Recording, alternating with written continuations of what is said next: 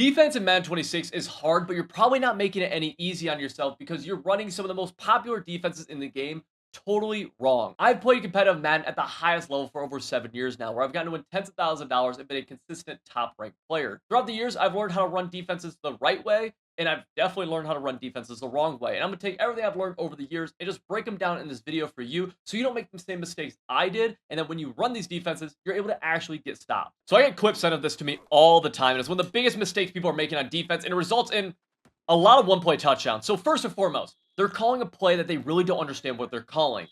When you're at the defensive play call screen, you need to take a look at cover 4 quarters and cover 4 palms. If you're calling one of these two, you're calling a match coverage. We'll talk about that in a second. If you're calling cover 4 drop, you're fine. This doesn't pertain to you. This is purely zone. Cover 4 palms and cover 4 match, or cover 4 quarters, are going to be match coverages.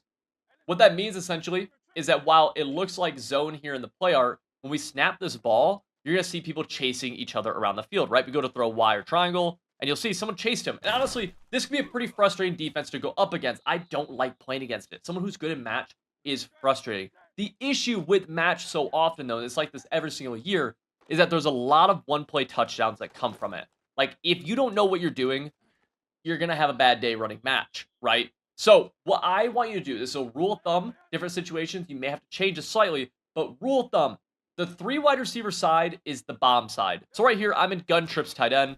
Trips means there's 3 wide receivers to one side, and you can just look at the formation. That's usually the side the bomb attacks. So whenever we have a trip side, right here to the left, I want to take the high safety on that side. So we're going to switch up to him right here. It's more.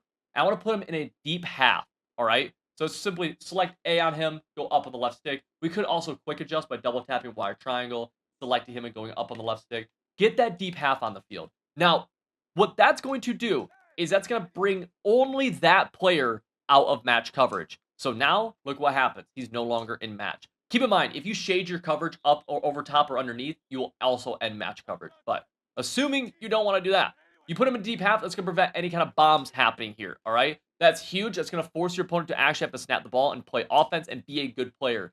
Throwing one-play touchdowns is not hard. Anybody can do it. We want them to have to actually work. And while, again, this is taking that player out of match, it's taking him into a spot where he's going to defend against bombs on the most likely bomb-happy side, and you're still running match across the board where, look, like this play, basic flood concept, it's a bag. We're still doing a great job against it. So it's not like you're just ruining the match by doing this. In fact, this makes the match coverage better because you're still running match while preventing the most likely bombs that the majority of people who see match are going to try going to. It's always a bomb to the trip side. This defense, I see 2 huge mistakes all the time when people are trying to run it. The first one is just leaving the middle wide open. Now, what defense are we talking about here? We are in cover 2. This is going to be the play call found in almost every single formation and every playbook. It's going to be the play call cover 2 or Tampa 2. So let's select it right here and let's talk about what one of these big issues is. So Tampa 2 only has 2 deep zones, right? That's what the 2 stands for. Now, it has a special zone called a mid-read, all right?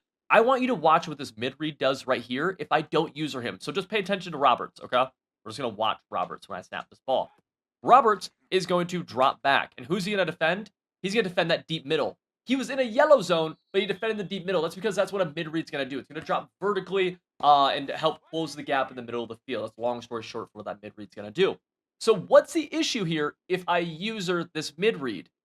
Well, I better remember what my assignment is, because if I user him and I don't follow the assignment, I'm going to give up an easy one-play touchdown or just a big shot play over the middle. So in cover 2, if you're using one of these mid-reads, you need to be looking to go deep or just switch stick off so that he can go and play his assignment. Look how deep he's going to run with him, okay? Now, you might get agged like that. If you do, I'm sorry, brother. But by doing that, you're going to be able to run actual cover 2 while protecting yourself deep in the middle of the field. So let's talk about now the next big issue that happens when people run cover 2. Well, if we take a look at the zones here, let's take a gander. You'll see we have flat zones on the sidelines, but no one's really defending the deep sideline, right? Because if this deep half is defending the entire deep half of the field, and number 17 here is on a streak, who's this deep half have to play? He's going to play the streak.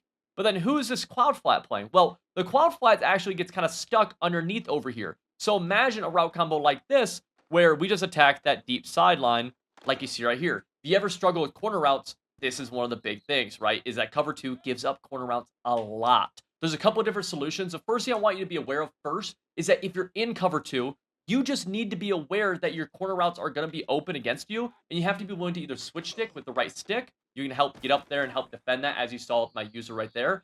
Or your other option is to just get out of cover two. I guess that's another option I just thought of. Or the other one is go into our coaching adjustments. Let's put our curl flats to, we'll go 25 right here just for the sake of this. And then let's go back here. We'll run the same cover two, but I'm actually going to put a curl flat over there. Okay. So let me, oh, wait. Let's go curl flat from this guy. We'll go. Okay. We're here. We got that mid read in the middle. Awesome. Snap this ball. And now, guess who's no longer open? That corner route is no longer open. Tough throw, right? Cover two, up the deep middle and the deep sidelines. That's where you're going to get attacked at. And so many people run cover two, get beat there, ask me, why'd I get beat? And it's like, that's why. It's kind of obvious. And real quick, if you want complete game plans that break down exactly how to run some of these defenses in the best ways possible, full coverage schemes, full blitz schemes, run defense, red zone defense, check out civil.gg. Right now, we're actually running a Black Friday sale. This ends Friday night for 40% off a yearly membership, which will get you access to everything we're doing on the site. You'll be joining over 2,000 active members who are actually winning more games with our scheme. Again, using code Friday40, you'll get 40% off everything you need to start winning more games today. The link to that is in the top of the description. So let's talk about the worst coverage you can run in the red zone in Madden or even in college football. This is cover three in the red zone, and consistently you're just going to give up easy touchdowns. So let's look at cover three for a moment and why this is so bad in the red zone. Consistently, people want to attack in the seams, and cover three is really bad at defending the seams, right? We have a deep middle blue. He's actually in no man's land. He's between both seams, and he just plays the entire middle, meaning that you can attack around him easily. Then you have these yellow zones underneath, these hook curls. They play the seam, but if they go back, you're just going to get thrown underneath. If they go underneath, they're just going to get thrown over top of, right? I can prove that to you. Let's call this play right here, where I'm going to do literally that. All right, we got the play. Snap it, bang, touchdown, right? He went underneath, we went over top. Let's go to the same exact play again. This time, they're going to go over top. We'll go underneath, right? Bang. We go underneath, and we'll get easy yards, right? Imagine being close to the end zone, easy touchdown. All right, this is consistent always. Cover three in the red zone is begging for easy completion. So I want you to run one of two red zone defenses. Both of these are going to utilize inside quarters. So the first one, let's just go Tampa 2 right here. We'll go back to that same play. So this is a play that we've been running. Now, when we call Tampa 2, I want you to take your safeties and put them in inside quarters, okay? So select both of them, then just go right on the right stick, put them in an inside quarter. The reason this is really nice is that from here, we can shade underneath if we want to. You don't have to, but you could. And from here, we're going to defend the entire middle, right? Notice how the middle's just not open. It just isn't open at any point. You don't have to shade underneath either. These inside quarters do a great job of protecting the seams. And then we have all these yellow zones in the middle of the field that do a great job of protecting underneath. Now, if you need to, again, shade your coverage underneath, put these inside quarters, and you could even cloud flat your outside corners again. So now you're running like a hybrid cover two, where your safe or your yellow zones are going to play underneath, and your corners are going to play over top. Your safeties are going to play inside, right? You try throwing that. That's just not a throw that you can consistently make. It's begging for a throw in traffic kind of interception like that. Now, the next one that we could do, that you have the option of, is going to cover four. So let's go cover four quarters or cover four drop if we wanted to. Do we have, yep, cover four drop field. Let's try calling the same play. Exact same idea. And here, what I want you to do is simply shade your coverage underneath. And then I like to put both my outside corners in cloud flats. So this does a really good job of just totally like blanketing the sidelines, blanketing the middle of the field. We're only rushing 3 people, but we have hard flats and cloud flats, inside quarters. We're just going to do a really good job. Of course, your user's always going to be getting active in the middle of the field. And just like this, notice how this plays back. So 2 different options for red zone pass defense. Stay away from cover 3 and instead use one of these 2. Cover 3 blitzes are one of the most deceiving coverages in the game. Not only is it a secret match coverage, if you get out of match, your players are so poorly aligned, you're going to give up huge plays like you saw right there. So let's take a look at this, right? A cover 3 blitz would be anything where you're blitzing out of a cover 3 look. So a good example of a play like that would be something along the lines of, let's find it here. We'll go SS Blitz 3, all right? So let's go SS Blitz 3, and then let me go now to a simple play like verticals. if we just snap both these balls, first of all, you're going to be in match coverage on defense. And what you're going to see here is that you're going to leave things open consistent. Like there's always something wide open against cover 3 blitzes if they're in match. Just always is. No way around it. The coverage here is just miserable, yada, yada. Now, the next thing I want you to notice is that let's say I go, okay, I'll shade my coverage. Remember, if you shade your coverage, you'll get out of match. So let's shade underneath. Cool, we're good. Well, let's snap the same ball. Well, interesting enough, we actually give up one play touchdown right here, or at least a 40-yard gain. So what's happening? Cover 3 blitzes almost always involve blitzing the slot corner on the strong side. Because of this, and you're in cover 3, the safety on that side is going to rotate and fill his position. He's going to rotate into a slot corner role. If he does that and goes and defends the flat, who's defending the deep middle? It's the guy on the other side. And so think about it. If number 17 in the left slot went on a streak and Johnson is responsible for him over here, he can't get there, right? So because of that, we snap this ball and you see things like this, where it's easy, one play, massive gains. A lot of times an online play feels like a touchdown, right? So cover 3 blitzes, you got to be very aware of. The easy solution for this is to actually just take this high safety and put him in the deep zone. You can put him in an outside third or just put him in a deep half, and then take your outside corner, put him in a cloud flat, okay? You can just select both these players and tap A or X on them, and then put them in their assignment. If you know how to quick adjust, I recommend doing that. From here, let's take a look at what this does. Notice now, Y is not just an easy one-play touchdown. It's just not the case, right? You're able to actually defend the seam a little bit more. That is a huge deal because you don't want to be giving up just free one-play touchdowns up the seam, which so many people throw. So many people just call verticals, snap the ball, and throw it as fast as they can. And this is just a throw that we want to try to at least defend as well as we possibly can. Now, another adjustment that you could make from here is to just get this linebacker involved a little bit who's on that side. So you could go and, try to use her over there for a second, then come down. You have some flexibility there. But that's so much better than what we were doing with that safety rolling down. And it's why you give so many touchdowns. That safety's in a terrible spot. You're rolling the wrong way.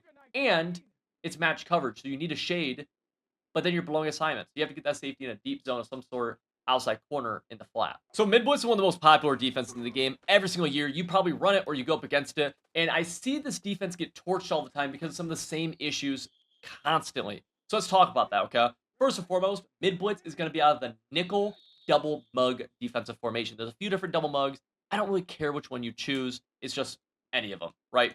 Then we're going to call mid-blitz, and the standard setup for this is going to be something along the lines of taking this high safety who's made up to the halfback and using him down low. Now, the first issue that so many people do when they do this is that they forget that they're manned up onto the halfback. So the ball gets snapped, they don't use the halfback, and they give an easy one-play touchdown to him. The next big thing I see all the time is they press from this. So they press Y triangle, go down the left stick, and they do something that looks like this. This can be good, but the issue is that if this blitz gets blocked, what happens? Well, you have no safety help over top at all, and so you run the risk of a massive play like that happening. So that one of those two things probably has happened to you quite a bit. Let me give you a couple of actual strategies to defend against that. First and foremost, assuming you're not ever running zone coverage out of this or like zoning people out, which you should be doing. You should never be running just straight cover 0 every single play. Like if you're in this defense every single play, you're going to lose. You should lose, okay? At times, you need to be willing to go coverage where you zone out your defensive ends, maybe put one of these guys into a hook of some kind, and then you can even go something like this, where you run a little bit of like an inverted cover 2, you're going to roam the middle with your user. That's one of the first strategies, like genuinely this right here, because this is going to switch it up to where if they try blocking this consistently, they're not good. You're only sending 3 people, so they're wasting players blocking it, right? That's awesome for us. The next thing I'm going to say is to make sure if we press, to be wary of it, but if we press, don't be afraid to put somebody in a deep blue, right? Like having a deep blue from this outside left guy right here, he's not going to actually get a press animation anymore. And from this, if they run something like verticals, right, and they try throwing it up to Y or triangle, you're actually going to get an extra guy to help play that, whereas in man coverage, you wouldn't. So don't be afraid about taking one of your players and just putting him into a deep blue. Could be this guy. It could be this guy on the right side. It could be both of them if you wanted to. And just mess around with getting some extra safety help, because this is going to help you against defending deep crossers, corner routes, things like that. when they have to throw the ball fast. Because something like this, right? Like they have to kind of get that ball out fast typically. And if they don't, they run a massive risk. Look at that crosser right there on the uh, right side from number 18. They snap this ball. Blitz gets, well, right there. Blitz comes free. But that crosser is running into the deep half. That's a big deal. Your zones are there to help out, right? So if we do this again really fast, you'll see this idea here. Boom. That crosser, that deep half's going to be there to help blanket that guy. So it's no longer a one-play touchdown or at least a big play. Don't be afraid to zone people out into deep blues, and don't be afraid to just go full coverage sometimes from this look, where now you're able to play some decent zone. This is, of course, some pretty advanced quick adjusting. Remember, to quick adjust, you just double tap the button of the position group. So if we want to quick adjust our DBs, we double tap wire triangle. If we want to quick adjust our defensive line, we double tap left on the D-pad. If we want to do linebackers, we go right on the D-pad. It's that simple. And then from here, you'll be able to start to select people and zone them out. To start out, you just select somebody pre-snap, click A or X on them, and put them in whatever zone you want to put them in. I highly recommend this. It's going to help your mid blitz so much. And when you run just stock mid blitz, it's going to make it even better because now they don't know what to expect. If you enjoyed this video, you want full defensive schemes where we deep dive this stuff way more, make it easy for anybody to run the best plays in the game, you should check out civil.gg and use code Friday40 because we have a 40% off sale going on right now for Black Friday on our yearly memberships. Click the link in the top description, click on our yearly membership, and use code Friday40 to unlock everything you need and be joining over 2,000 active members.